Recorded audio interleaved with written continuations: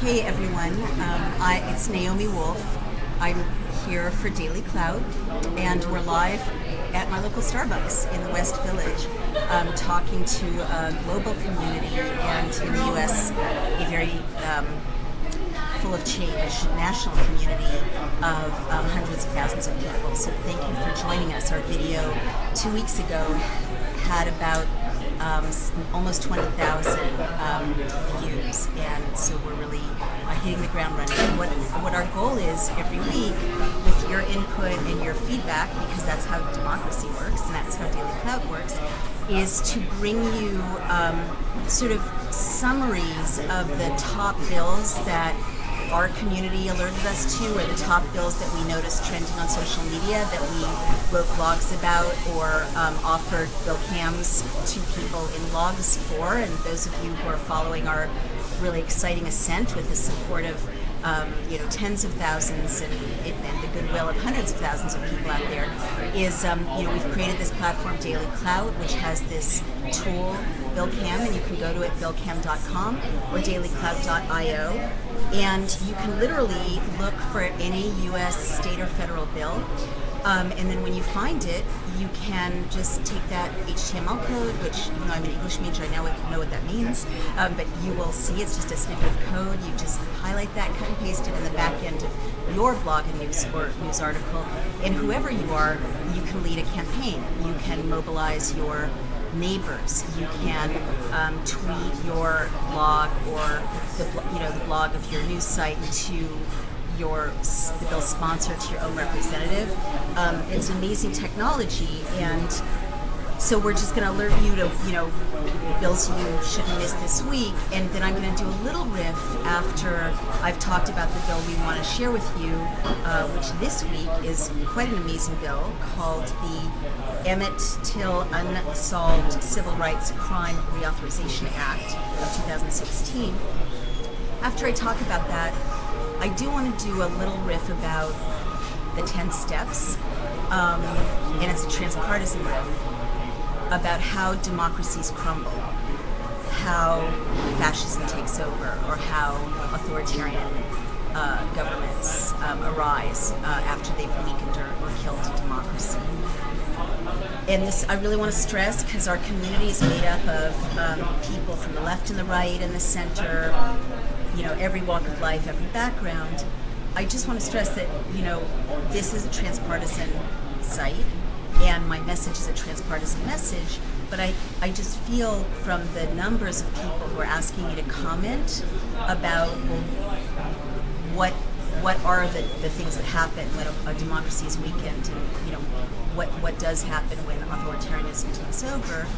They're asking this because I started writing about this in 2008 at the end of America, and even before that, a Guardian piece called 10 Fascism, 10 Easy Steps.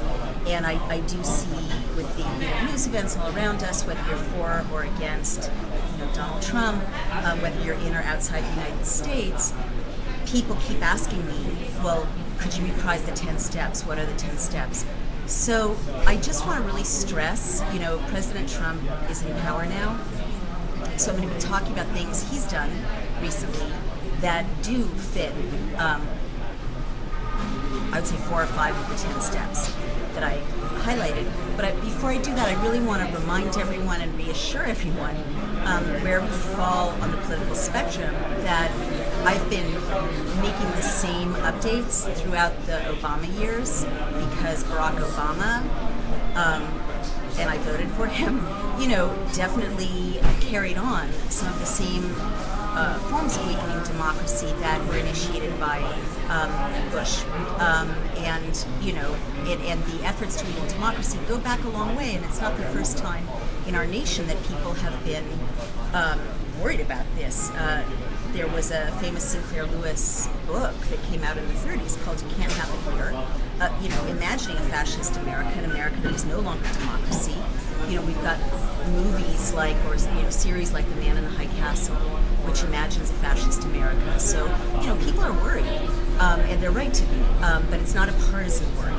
DailyClout is about democracy, and it's not just about American democracy, it's about democracy everywhere. So, I was screaming, yelling about Barack Obama signing into law the Defense Authorization Act of 2012 that gave him the power to hold any American without charge or trial, a power that Donald Trump inherits. Think about that.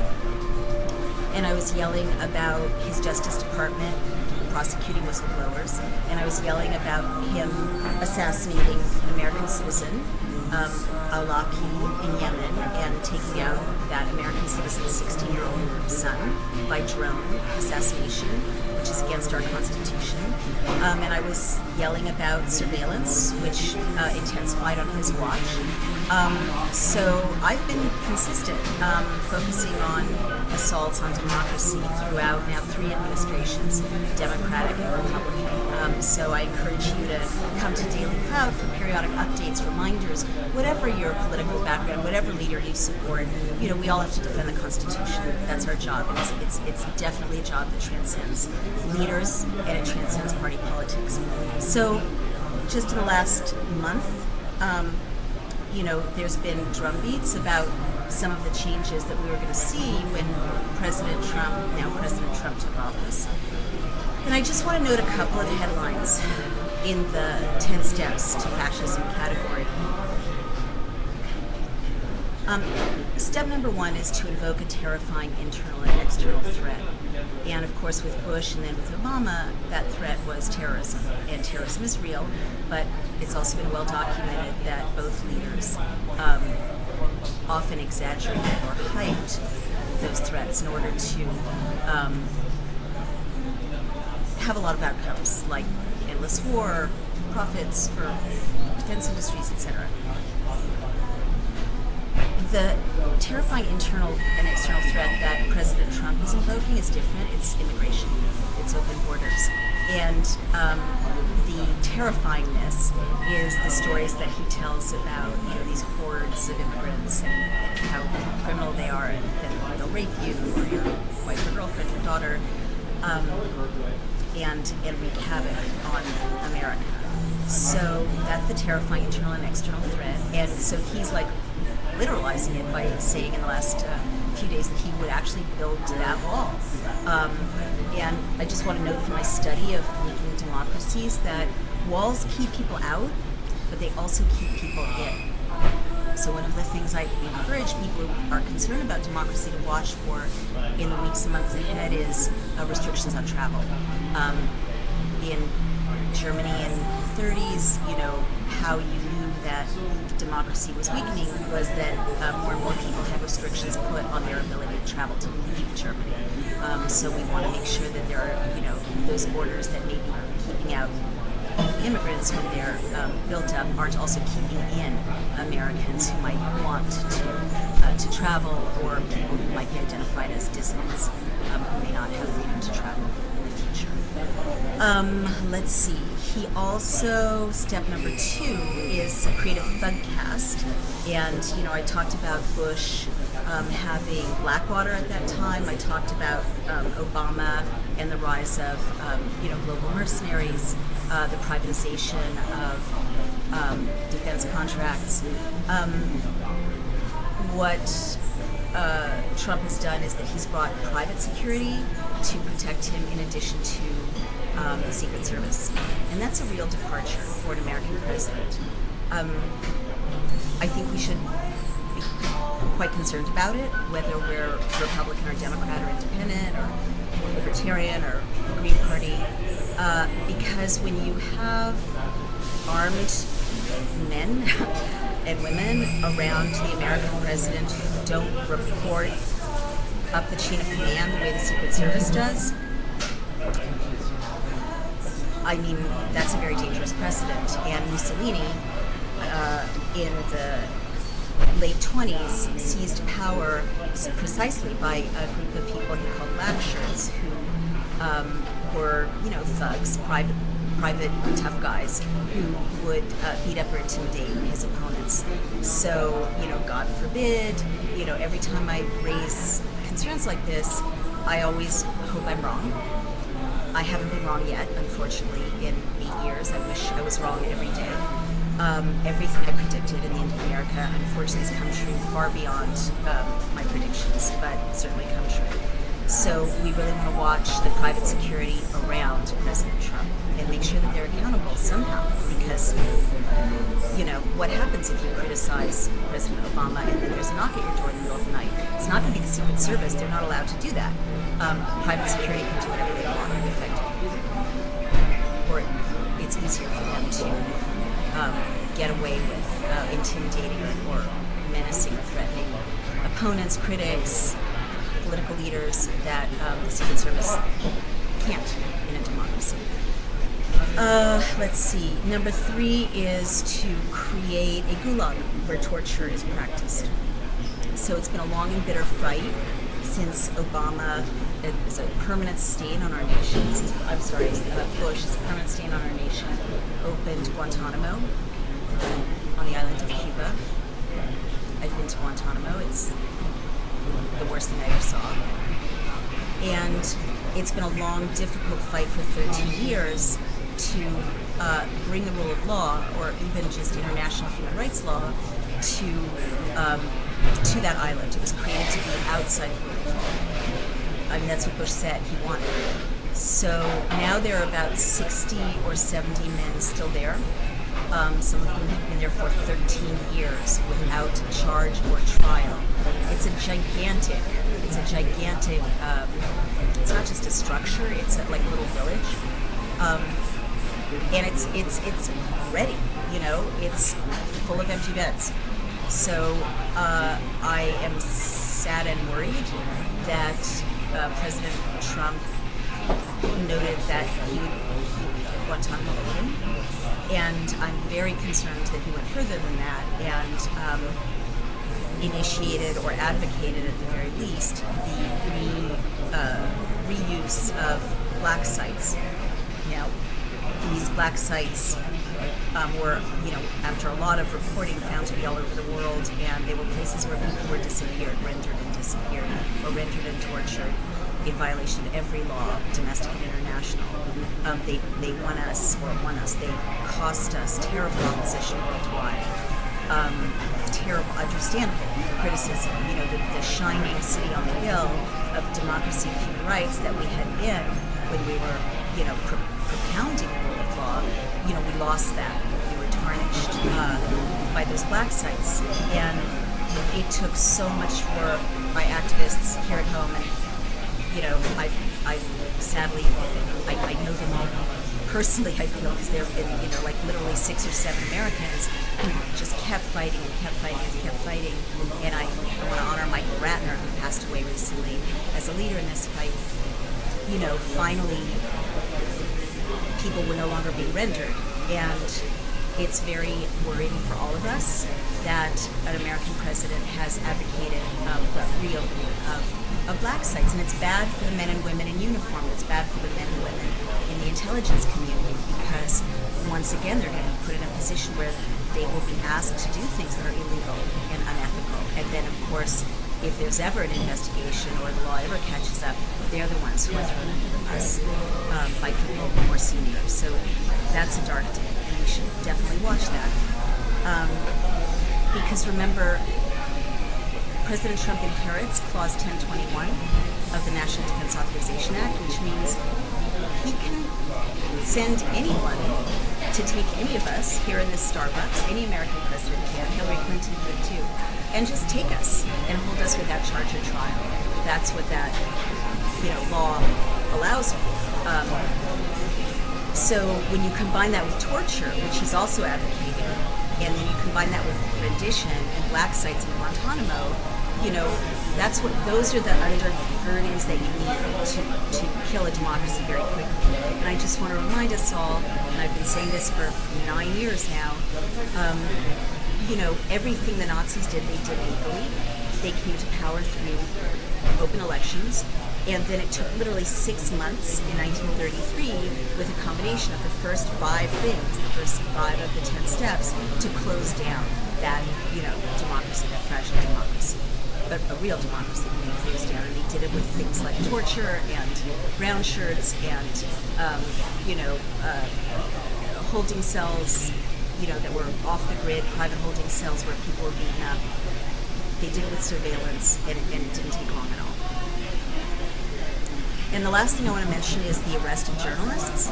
We all know that there's a verbal war on journalists, and again, this is nothing new. It's not partisan. Obama's administration was the worst, prosecutor of journalists and journalism, worse than Bush.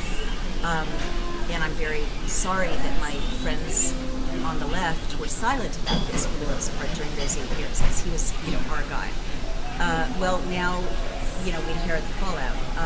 We know there's a verbal war against journalists, but what's very concerning is that 60 journalists and lawyers who were observing the inaugural protests were arrested for rioting, I guess I can't do this. There's investigating more, but that's the charge. And it's extremely unlikely that 60 journalists and lawyers whose whose jobs would be in danger, if not over, if they rioted, actually rioted at the inauguration. It's implausible. And there's no evidence of that. So the fact that, and those are long jail terms. Those are like 6 months in prison, hefty fines. It's not trivial. So the fact that there was this targeted roundup by the police of lawyers who were observers of, First Amendment protected freedom of assembly and speech, that's a very bad sign, because I think step 6 or 7 is targeted press. I didn't think to throw in target lawyers who defend freedom of assembly, but that definitely falls under the category of the kinds of things that happen when a democracy is being brought to its knees. So I hope I'm wrong. I always hope I'm wrong. And I really want to stress to everybody in my community and everyone who's watching, everyone who will watch after this is no longer live, this is not a partisan observation. My client, as they say, is the Constitution, and the thing I'm speaking up about, the thing DailyClout exists to protect, is democracy. Democracy is for all of us. It's for those of us who are lucky enough to live in the United States, and who are lucky enough to live here, meaning when it was a strong democracy. Hope it'll be strong again. And it's for those of us around the world who long for democracy, who live in maybe an authoritarian country, or are watching this on your phone because your computer doesn't like it, or the many fragile democracies around the world where people are struggling, taking risks for civil society, trying to speak freely, always walking that line. Can I get away with this or can I not? Democracy is for all of us. It's how we're supposed to be living, in my view. And so I'm not being critical of President Trump from any political perspective. This is just an update of what is democracy. Let's keep reminding ourselves what is authoritarianism. Democracy is a place where journalists can report, and reporting is not a crime. Lawyers can defend their clients, and protecting the rule of law is not a crime. The rule of law covers all of the criminal justice system. There are no gulags that are outside the criminal justice system. No one is held without charge or trial. It's a place where you can't have, militias. You have the National Guard, or you have the police, or you have the Army, and the Army does not manage domestic policing. And it's, democracy is a place where the law isn't partisan. So let's just think about that. And that's my riff about the 10 steps for this week. And now I'm going to take a breath before I talk about happier news. The bill that we want to talk about this week. Does anyone have questions for me that you can see? Haley's just checking the response and the input and comments. No questions, but you want to read the comments? Sure, let's read the comments. Okay. So Haley's going to read a comment and I'm going to repeat it. This is a good way for us to interact. Brandon Sachs says, "Thank you for all you've done. Hopefully we'll be seeing more of you, and please consider group functions with other alt media personalities or just making the rounds to their shows." That's great. I'm going to repeat it in case you guys didn't hear it. Brandon Sachs, thank you, Brandon. Hi, Brandon. Said thank you for my work, which I really appreciate, and he hopes we see more of us. and he recommends that we make connections to other alt media. And what was the last part? And group functions like a town hall meeting, like a virtual town hall meeting. Is that what he means by group function? He says he wants you to join them at their shows. He wants me to join them at their shows. All right, well, send Haley the suggestions, Brandon, and we'll absolutely link. I mean, we need your help. You know, we need you to connect us to everyone we think should be part of this conversation, and also helping to support BillCam and DailyClout and give us content that you want us to shine a light on. So absolutely, please lead the charge. Be our publicist. Be our marketing guy, and tell Haley who we should connect with. And we love that. Thank you. Anything else? Shannon Danley says, love, love, love this approach. It's almost like having a coffee with you in person. Thank you. So can people hear what you're saying, Haley? Or should I repeat? They can hear it a little, but you can repeat. So Shannon Daly, is that her name? Hi, Danley. Shannon Danley says, love, love, love this approach. It's almost like having a coffee with me. And what was the last part? Thank you. Thank you. Shannon, you are welcome. Thank you for watching. Not watching. I feel I'm virtually having a coffee with you. And, next time let's actually have coffee. Like I'll have my Starbucks. We'll have, by the way, it's not product placement. They just happen to be here and they're not bothering us with videotaping. So, yes, that's the idea. Like, part of what Haley and I and all of our, supporters and community wanted to do with democracy, and especially with bills, with DailyClout, is to demystify it. The whole riff about what's a bill, what's legislation. It's been branded as absolutely incomprehensible for ordinary people. So intimidating.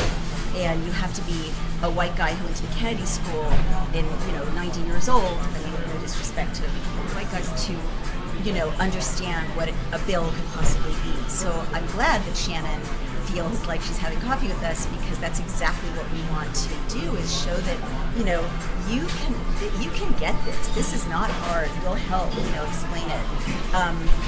And you deserve to get it. Like, you deserve to understand every single bill that's passed by your representatives, you deserve to have them listen to you and to have a technology that makes them hear you out and respond to you. So that's what we created, and we hope you'll use it. Use it or lose it, as they say about democracy. Use it and check it out on DailyClout. Any other questions or Clinton comments? Turner wants to know what our subject is today. Oh, Clinton Turner. So our subject, Clinton, thanks for asking. I did a riff about the 10 steps to fascism, kind of updated. And you can see it on this video when it's posted after it's live, because lovely, brilliant Haley is going to post it so that anyone who missed the first part of it can see it. And what I'm going to be talking about now, as soon as I address any other questions or comments that are pressing, is the Bill of the Week, which is, and you can see this on DailyClout's blog, it is a last-minute, quote, civil rights crimes bill. So I'm going to be talking through what it is and showing you how you can actually interact with the bill and help get it passed if you like it. Oh, no, it was passed. How you can interact with the bill and see it and read it and share it, and voice your support for it to the sponsors who led the charge. Yeah. Any other questions or comments, or should I go ahead to? I would go forward. All right, great. So what I'm going to do now is, this is Haley's iPad. It's that simple. And if you go to dailyclout.io and look at where it says blog, you'll see that this is our blog post, and a really brilliant, all of my writers are brilliant. They're all like 20 to 25 years old, from all different backgrounds and walks of life. And they've all been trained to basically read bills and explain them to you and to their peers. And part of why I wanted just this, lovely but totally not, I don't say not expert, because you guys are experts, but not, like, they're just, ordinary. Like, no one's ordinary. They're just 20 to 25-year-old students, who came together. And I wanted to show that you can be, like, Haley was 19 years old when she started blogging, right, Haley? And she was all over the Huffington Post, like, for us, You can be a teenager, you can be a retired person, you can be, not in employment. You can be, high school educated. It doesn't matter. You have the right to know what they're doing in your name, and you have the right to read and understand the bills, and we can explain them, and you can, participate, and you can blog yourself about the bills. So they belong to everyone. So Isaiah is 24, 25. He's a student he was at Rutgers. He's going to be at the New School. He's from New Jersey, and he's really good at explaining incredibly boring bills that make me want to kill myself. They're so dense. This one is a really exciting one, though, and this is his piece. So right before he left office, Obama signed into law the Emmett Till bill, and the long name is the Emmett Till Unsolved Civil Rights Crime Reauthorization Act of 2016.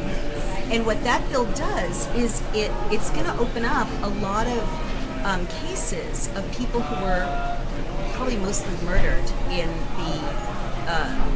the civil rights fight in the United States in the 60s and 70s, and maybe 100 cases will be reopened. So why does the bill do this, or how does it do it? I taught these wonderful young people to always try to answer who, what, where, why, and how in the first paragraph or two, and when you blog for us, you can do that too. So what the supporters of this bill say is that this bill recognizes that there are a lot of deaths and crimes that have preceded today's Black Lives Matter movement, and that a lot of people died in the struggle for civil rights in this country, and a lot of those cases are not solved. They were left to become what detectives call cold cases, meaning there was no, culprit identified, there was no conviction or acquittal. They just, were left to languish forever. And you can imagine, a lot of these cases, most of these cases are probably from the South, and it was, the 60s and early 70s, still the civil rights movement. And in the South, it was a very dangerous place to be an activist for civil rights, especially if you were African American. And a lot of the police departments at that time were not integrated. There was, I don't need to say the obvious, there was a lot of racism and institutional racism.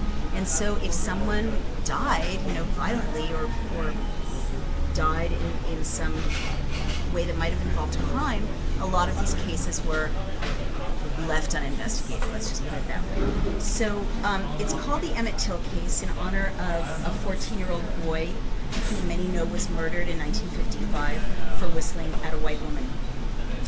And Till's case was one of many racially motivated cases that authorities at the time did not thoroughly investigate.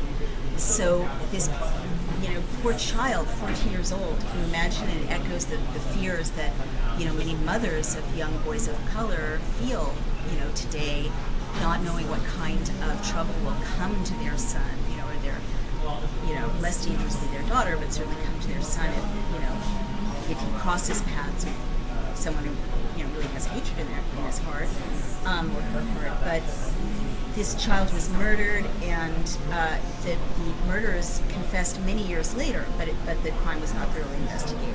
So the original law was passed in 2007, and it was going to expire in 2017.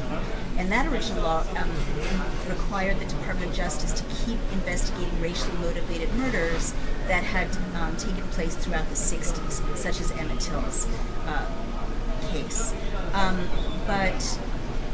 So that law did address a lot of cases that hadn't been resolved, but that the law was going to expire this year. So the version of the bill that was just signed extends the time period for quote cases of interest by 10 years. So right up through the 70s, 60s, and 70s. So this is a big deal because there are 100 cases that would fit this expanded definition of cases that would have to be reopened. And the bill instructs local authorities to meet with the Department of Justice, with universities, with civil rights organizations, and with victims' families to share relevant information about these cases.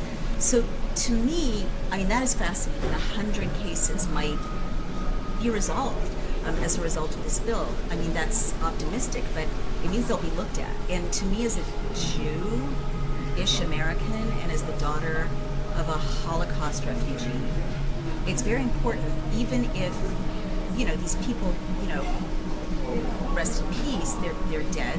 It's not going to keep them from having been murdered. But I think it's very important, and maybe you agree or disagree, and this is where you really need to have your say on DailyClout. I think it could be important for the families of these victims to speak and to have their say and to tell their stories, and to be recorded. And who knows, what renewed investigations will bring up. I think it's an important part of American history. Supporters say that it's a critical way to get justice for and confront the truth about these crimes. A really interesting fact about this bill is it's transpartisan. It was led by Representative Lewis, who's a well-known Democrat who has been active in the civil rights movement forever. And it was also co-sponsored by Senator John Lewis, a Democrat from Georgia, on the left, and Richard Burr, a Republican from North Carolina. So they got together to pass this bill, which I think is very notable, and a notable example of transpartisanship. And critics, of course, say that this is a waste of resources, that this, brings up a painful part of our nation's history, perhaps unnecessarily, but that it's a squandering of resources at a time when, resources are in short supply for everything having to do with cities, from sewage to infrastructure to schools. So that's the bill. And there's Isaiah. Nice smile on our commentator, Isaiah, 25 years old. Isaiah Thompson, super, super smart, wonderful explainer of bills and of legislation. And that's it. So the question is, do you support, or what do you think about this bill, the Emmet Till bill, that will uncover a lot of cold cases? Lots of surprises ahead, perhaps. Do you think it's a waste of time and resources? Do you think we have more urgent needs to spend municipal or federal money on? Or do you think it's a really important way to take a look at our past and to honor people who gave their lives for a more equal society, like the one I see around me? Whatever the problems we have, it's somewhat more equal than it was in 1955 as a country. So it's important for you to have your say. Let us know. Do you support it? Do you hate it? By all means, use the BillCam, which is this super cool thing. This technology we created. You can vote up, you can vote down. I just voted up. You can tweet it to the bill sponsor. There's John Lewis, so cool. I can say, great job, John Lewis, and John Lewis will hear of our support. You can contact your own representative, let him or her know how you feel. You don't know who your representative is? Oh, just type in your zip code, and it will auto-populate with, there's Chuck Schumer, woo! And then you can tweet Chuck Schumer if you're in New York or wherever you are. You can tweet your own representative, and you can say, I love this bill, the Emmet Till bill. Thank you for passing it. Or you can say, I hate this bill. Bad idea. Let it expire. Let it die. Or I hate this bill. Why don't you, lead the charge to repeal it or amend it. And you can look at the actual bill, and you can see things you might want to amend. Maybe it's a great idea, but one part of it is terrible. You can go into the actual bill. It's not the actual bill like in Washington. It's a virtual version that you're free to comment on. And you can go in, and with BillCam, you can actually have your say for this community and for the world inside the text of the bill. And then you can tweet that to Chuck Schumer and say, I like, most of it, but paragraph 9 on page 3 sucks. I want you to get rid of that next time around. So it's an amazing technology, and it's really amazing when you use it. So while there are big changes going on in the world, I'm going to wrap up right now by saying I have every faith in you, my beautiful community of every kind of race and religion, every kind of background and political persuasion and interest. I have every faith in you to come together to discuss and debate civilly these issues on DailyClout and on Facebook with us, and also to use BillCam to peacefully take back our democracy and educate one another as neighbors and as friends and community members. blogs. Thank you for being here at this Daily Clout Shout vlog, and I'll see you in a week.